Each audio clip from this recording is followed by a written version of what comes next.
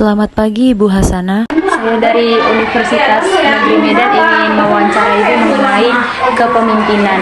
Dan di sini ada beberapa pertanyaan yang ingin saya tanyakan kepada Ibu. Jadi itu ialah pertanyaan pertama. Ibu sebagai seorang pemimpin di Sekolah Dasar Negeri 064010, bagaimana upaya Ibu dalam memotivasi dan menginspirasi para pegawai di bawah kepemimpinan Ibu? Kalau itu saya cara motivasinya ya memberikan melengkapi prasarana dan sarana juga lah untuk kegiatan mereka belajar mengajar gitu. Jadi kan kalau sudah lengkap sarana prasarana kan mereka jadi juga termotivasi untuk membuat media yang lebih baik dalam pengajaran. Ibu. Selanjutnya yaitu pertanyaan kedua, bagaimana Anda mencapai posisi kepemimpinan dalam menjadi pemimpin di sekolah ini? Dan apa yang mendorong Ibu untuk menjadi karir di bidang ini? Ya kalau saya yang pertama, ini kan seleksi kan? Iya, ada ujiannya. Jadi itu diseleksi? Iya, ujian. Motivasinya ya supaya yang pertama ya untuk majukan dunia pendidikan pastinya. Ya yang kedua untuk mengembangkan karir sendiri.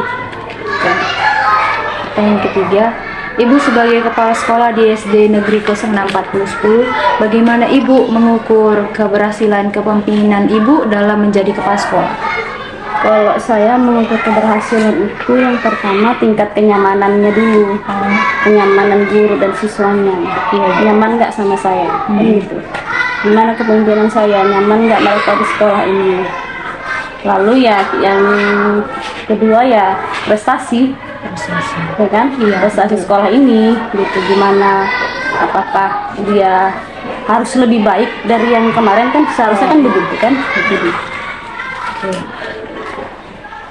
Pertanyaan keempat, apa strategi Ibu dalam memotivasi staf pengajar, siswa dan orang tua untuk bekerja sama dalam menciptakan lingkungan belajar yang sukses?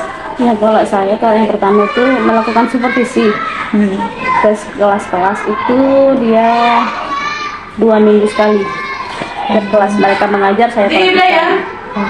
Kita nanti kasih ini yang kurang gitu kan. Kalau untuk orang tua ya paling kita dari grup WA kelas masing-masing kan kebetulan saya juga masuk gitu, ada di situ. Jadi kita bisa kasih himbauan, pemberitahuan gitu. Seperti itu sih. Yang kelima, bagaimana Anda melibatkan orang tua dalam proses pendidikan, pengajaran, dan pengambilan keputusan di sekolah? Ya kalau orang tua ya memang penting lah, gitu. Penting dalam pendidikan anak. Iya, kan untuk anaknya sendiri ya, dan untuk sekolah juga. Nanti kita suruh bawa ini, kadang kan ada juga kita bisa bawa ini ya nak, kan itu kan harus saling mendukung gitu kan. Iya betul sekali. Ya.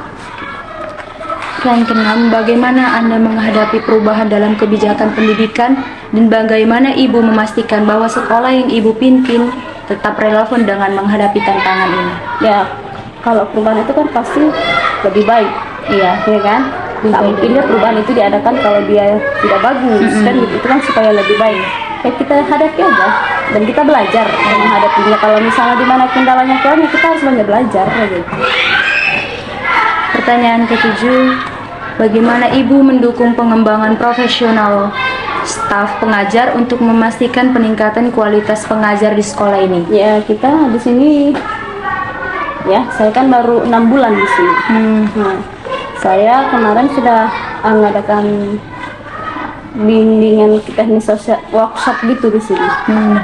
Terkait dengan kurikulum mereka, ya. Karena kan kebetulan kan kami di sini kurikulum mereka masih kelas 1 dan 4. Dan saya juga memanggil narasumber tentang akreditasi sekolah. Jadi kan adalah untuk perbaikan mereka. Pertanyaan ke-8, bagaimana Anda memfasilitasi pembelajaran terus-menerus dan pengembangan profesional bagi diri Anda sendiri sebagai pemimpin di sekolah ini, Bu? Ya, saya harus banyak belajar. Ya, harus ikut pelatihan kan gitu kan. Harus banyak-banyak membaca. Ya, itu sih kayak saya. Latihan itu yang pendidikan itulah yang perlu kan. Ilmu dia. Pertanyaan ke-9. Bagaimana Ibu berencana untuk terus mengembangkan diri sebagai pemimpin sekolah dan apa yang Ibu lakukan untuk tetap up to date dalam bidang pendidikan, Bu? Kalau aku harus cari informasi lah, jangan harus kita yang menjemput bola. Iya, harus kita jangan yang hanya menerima. Kalau kayak gitu sekolah kita nanti jadi ketinggalan. iya ketinggalan jauh. Harus pandai-pandai kita mengambil langkah. Oke.